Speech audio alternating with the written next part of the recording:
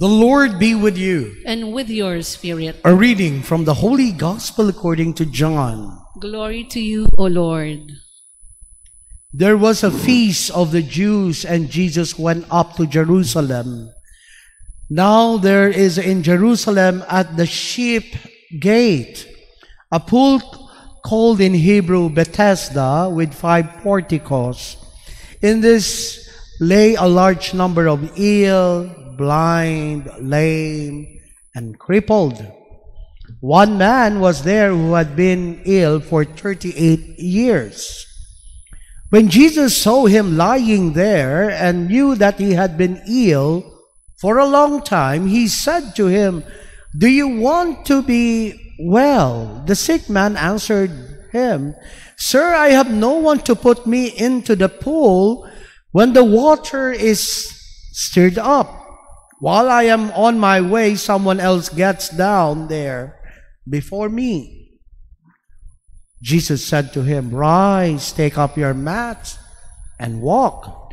Immediately the man became well, took up his mat, and walked. Now that day was a Sabbath. So the Jews said to the man who was cured, "It is the Sabbath, and it is not lawful for you to carry your mat."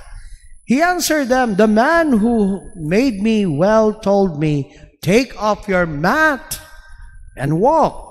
They asked him, "Who is the man who told you, 'Take it up and walk'?"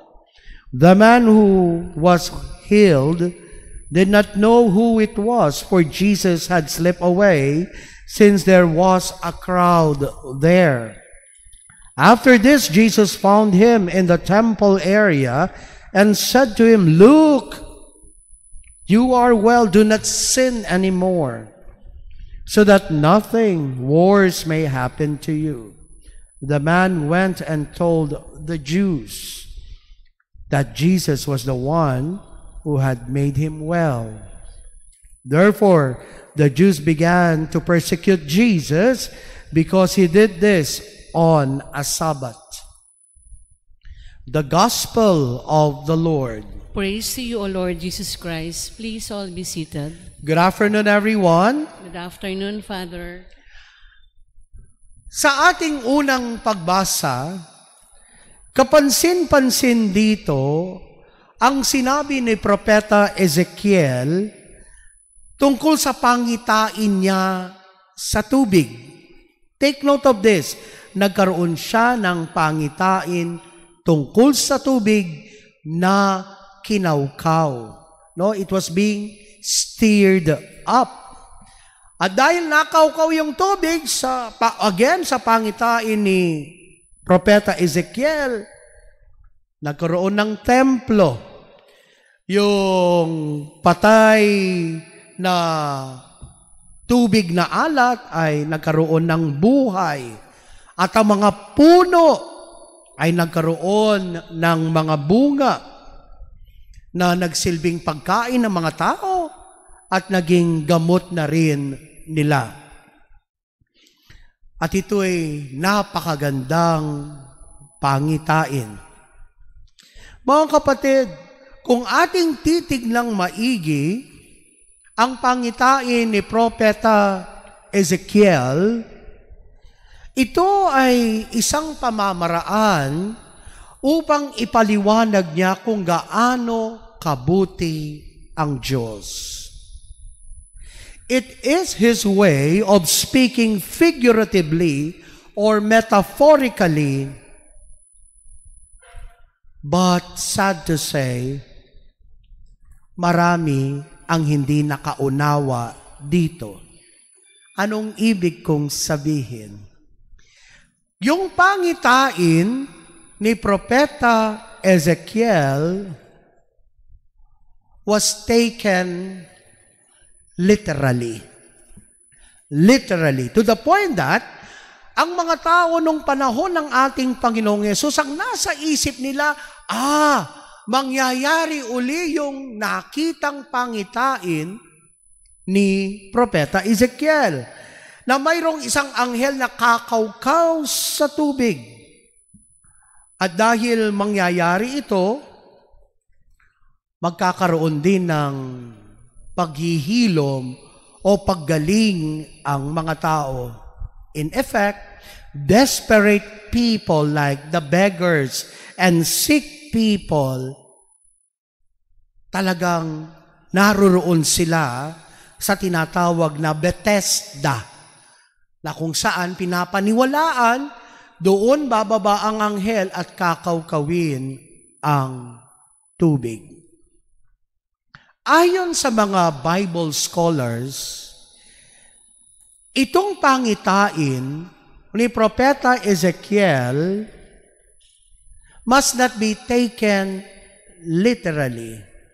Ito ay, ulitin ko, pamamaraan upang ipaliwanag kung gaano kabuti ang Diyos. At sinasabi dito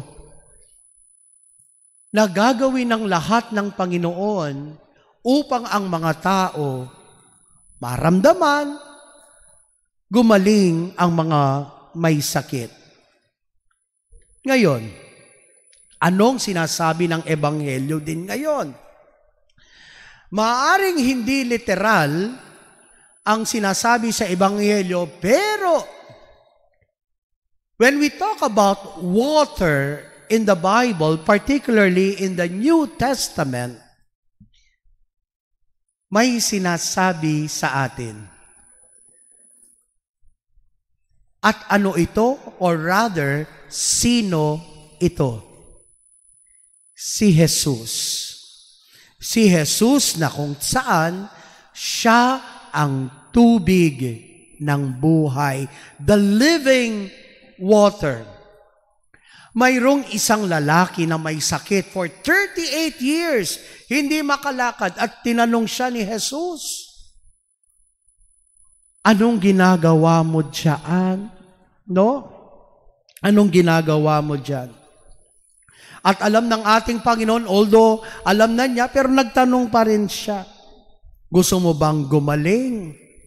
At syempre, ang sabi ng lalaki ay, paano ako gagaling? Kapag gumalaw na yung tubig, nag-uunahan na sila. Nag-uunahan na sila. Pero mga kapatid, take note of this, ha? Kaya sabi ko sa inyo, according to the Bible scholars, do not take the words of Prophet Ezekiel literally. Kasi pwedeng gumalaw ang tubig kahit walang anghel. Paano pwedeng gumalaw ang tubig? Hangin. Ano pa? Kapag lumindol. Di ba? O kaya kapag may gumalaw. So kapag may nangyayari ngayon, nagkakagulo na. Kaya ang nasa isip nitong lalaking ito, paano kapag nagkakagulo, kapag gumalaw ang tubig, nagkakagulo na. Wala nagdadala sa akin doon. Pero again, tinanong pa rin siya ni Jesus, gusto mo bang gumaling? At syempre, anong ginawa ng Panginoon? Alam niyo po, kung pag-aaralan niyo yung sinabi ng lalaki, hindi niya sinagot directly. Opo, gusto kong gumaling. Walang ganon.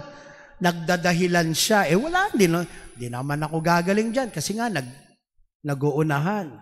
Kung kahit si Jesus na mismo ang nagsabi, rise, take up your mat, and walk. Tumayo ka. Kunin mo ang iyong banig at humayo ka. Itong sinabi ng ating Panginoon. So, anong sinasabi ngayon sa atin? Yung tubig doon sa Bethesda ay naroroon mismo si Jesus. Hindi mo na kailangang pumunta doon sa Bethesda dahil si Jesus mismo ang tubig na buhay. At pinagaling niya ang lalaking ito na may sakit for 38 years.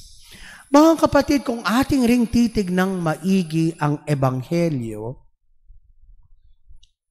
itong gumaling na lalaking ito ay animoy walang pasalamat. Kasi sinita siya. Sinong sumita sa kanya? Tandaan nyo, panahon ito o araw ito ng Sabat, no?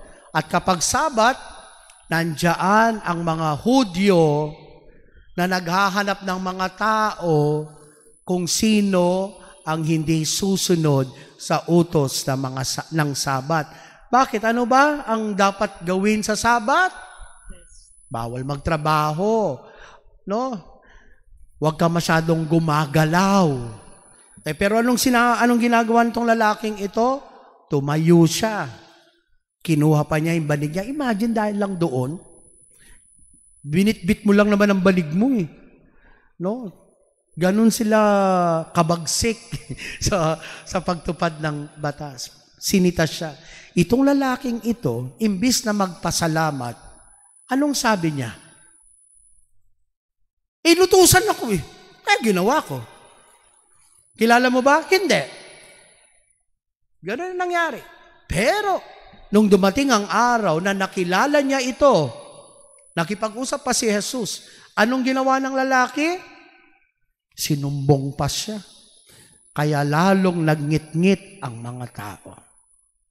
Mga kapatid, ito yung nangyari sa ating ebanghelyo. Naninisi ang tao. Pero anong sinasabi ni Jesus? Do not sin no more. Huwag kang manisi.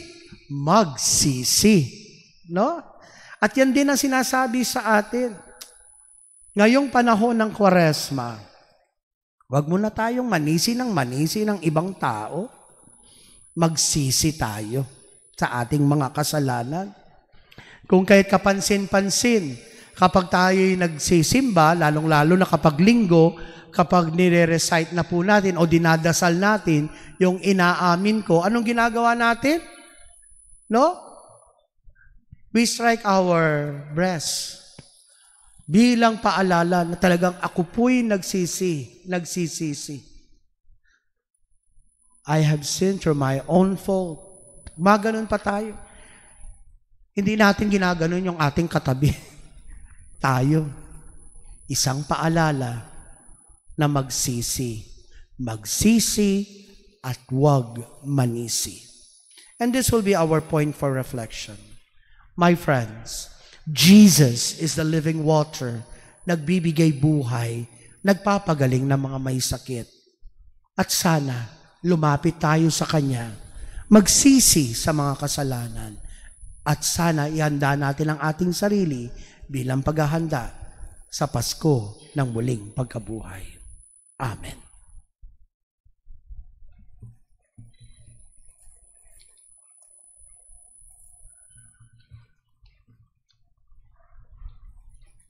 Please all stand. The better we know God, the more we realize how